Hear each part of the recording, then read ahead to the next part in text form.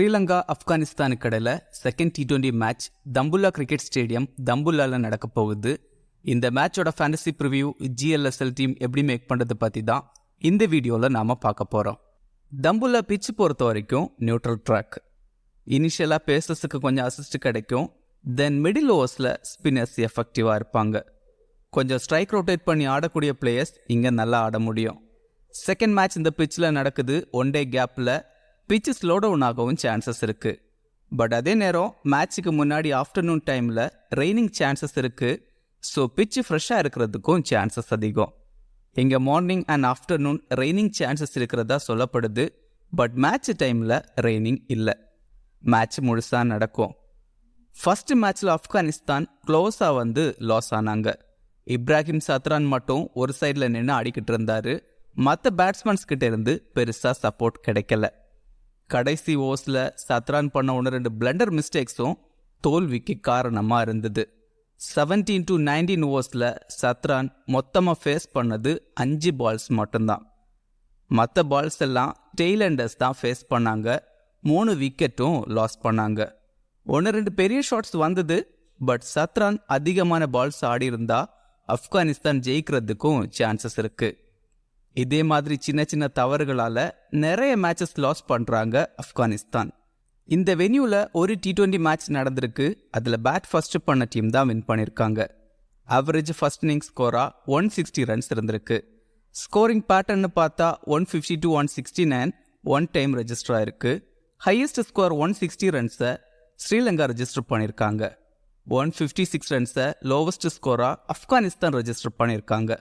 Playing eleven பொறுத்த வரைக்கும் Sri Lanka last மேட்சை வின் பண்ணியிருக்காங்க. பட் பவுலிங்கில் ஃபெர்னாண்டோ ரொம்ப எக்ஸ்பென்சிவாக பவுல் பண்ணியிருந்தார்.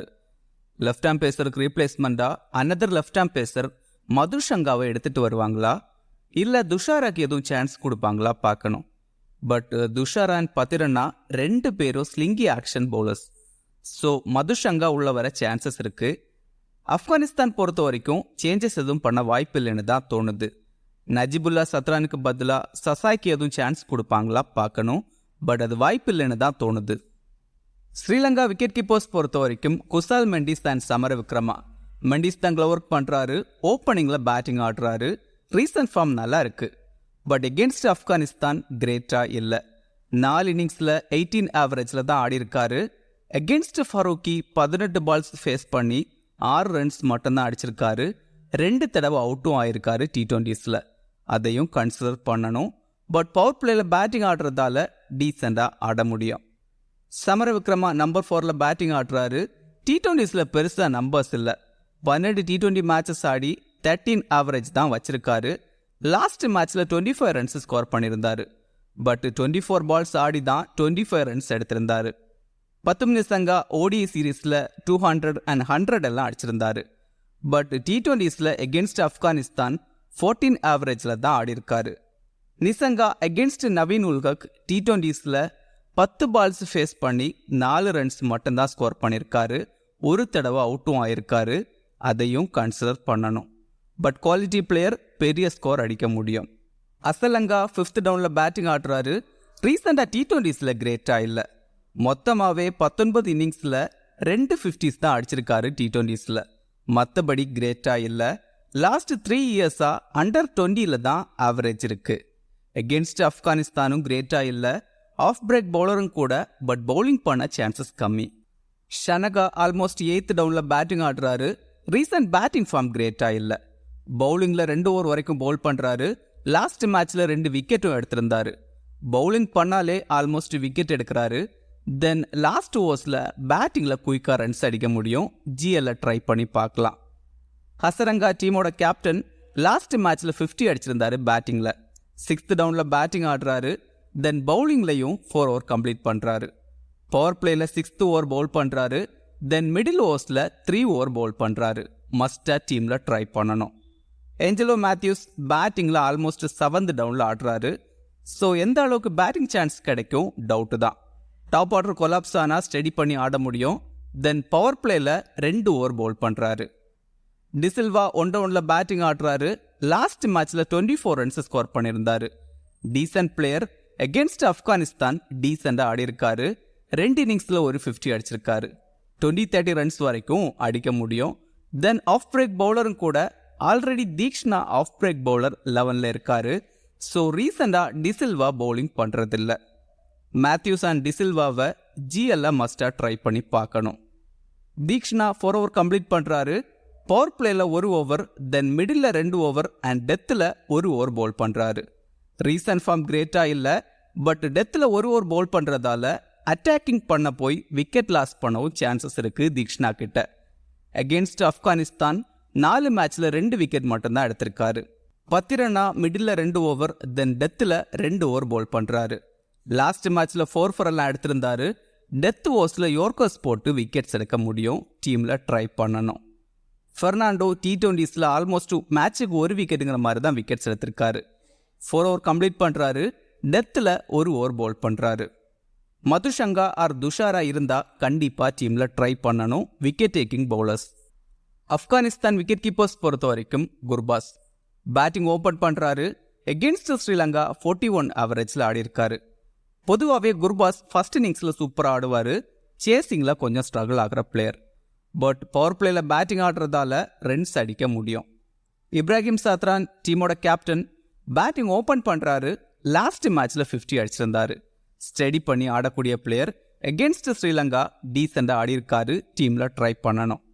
நஜிபுல்லா சத்ரான் 6th டவுனில் பேட்டிங் ஆடுறாரு. ரீசன்ட் ஃபார்ம் பெருசாக இல்லை.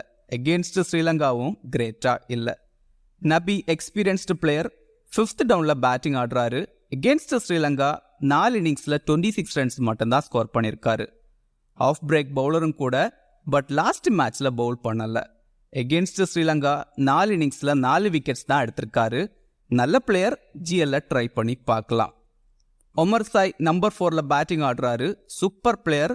ரீசன்ட் ODI சீரீஸில் 100 எல்லாம் அடிச்சிருந்தாரு ஸ்ரீலங்காக்கு எகெயின்ஸ்டா. தென் பவுலிங்லையும் 4 ஓவர் கம்ப்ளீட் பண்ணுறாரு. பவர் பிளேயில் 1 ஓவர், தென் மிடில் 2 ஓவர், டெத்தில் 1 ஓவர் பவுல் பண்ணுவார். மஸ்டாக டீமில் ட்ரை பண்ணணும். குல்பாதின் நைப் 1 டவுனில் பேட்டிங் ஆடுறாரு. ரீசெண்டாக எகெயின்ஸ்ட் இந்தியா 1 டவுனில் batting Aadi back to back 50 எல்லாம் அடிச்சிருந்தாரு. தென் டீசன்ட் பவுலரும் கூட. பவுல் பண்ணால் விக்கெட்ஸ் எடுக்க முடியும், பட் பவுலிங் சான்சஸ் கிடைக்குமா டவுட்டு தான். ஜிஎல்ல ட்ரை பண்ணி பார்க்கலாம்.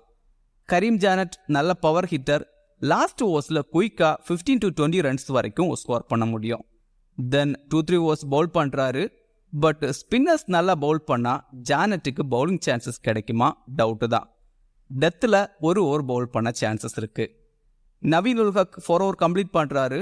பவர் பிளேயில் 2 ஓவர், தென் டெத்தில் 2 ஓவர் பவுல் பண்ணுறாரு. ரீசன்ட் ஃபார்ம் நல்லா இருக்குது. எகெயின்ஸ்ட் ஸ்ரீலங்கா 3 இன்னிங்ஸில் 5 விக்கெட் எடுத்திருக்காரு. ஸோ டீமில் ட்ரை பண்ணணும்.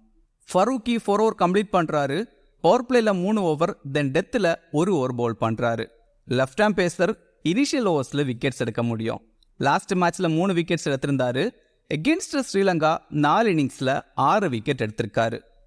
Noor Ahmad and Qais Ahmad 4 over complete பண்ணுறது டவுட்டு தான். நூர் அகமத் லாஸ்ட் மேட்ச்சில் 1 விக்கெட் எடுத்திருந்தாரு. பட் விக்கெட் டேக்கிங்கில் பெருசாக இல்லை 2 பேரும். பட் ஜிஎல்ல ட்ரை பண்ணி பார்க்கலாம்.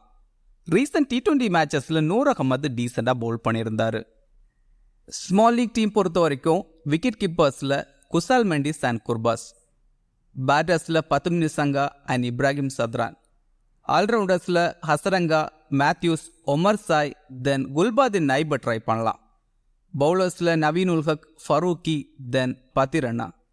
இதில் குல்பாதின் நைபுக்கு பதிலாக முகமது நபி இல்லை ஷானகாவையும் ட்ரை பண்ணலாம். தென் மதுஷங்கா இல்லை துஷாரா இருந்தால் கண்டிப்பாக டீமில் ட்ரை பண்ணணும் விக்கெட் டேக்கிங் பவுலர்ஸ். ஸ்மால் லீக்கில் கேப்டன் வைஸ் கேப்டனுக்கு ஒமர் சாய், ஹசரங்கா, தென் பத்தும் நிசங்கா எல்லாம் ட்ரை பண்ணலாம். கிராண்ட் லீக் டீம் பொறுத்த வரைக்கும் பேட்டர்ஸில் ஷனகா, ஆல்ரவுண்டர்ஸில் முகமது நபி, டிசில்வா, தென் குல்பாதின் நைபு. பவுலர்ஸில் நூர் அகமத், குயிஸ் அகமது எல்லாம் ட்ரை பண்ணலாம். கேப்டன் வைஸ் கேப்டனுக்கு முகமது நபி, டிசில்வா, தென் குல்பாதின் நைப் எல்லாம் ட்ரை பண்ணி பார்க்கலாம் கிராண்ட் லீக்கில். இந்த வீடியோ உங்களுக்கு யூஸ்ஃபுல்லாக இருந்தால் இந்த வீடியோ லைக் பண்ணுங்கள். மேலும் இதே மாதிரி வீடியோஸுக்கு மறக்காமல் இந்த சேனலை சப்ஸ்கிரைப் பண்ணுங்கள். மறக்காமல் கிரிக்கெட் பேசுவோம் டெலகிராம் சேனலில் ஜாயின் பண்ணிக்கோங்க. லாஸ்ட் மினிட்ஸில் டீம் அண்ட் அப்டேட்ஸ் டெலகிராமில் கொடுக்கப்படும். டெலகிராம் சேனலோட லிங்க் கீழே டிஸ்கிரிப்ஷனில் இருக்குது. மிக்க நன்றி.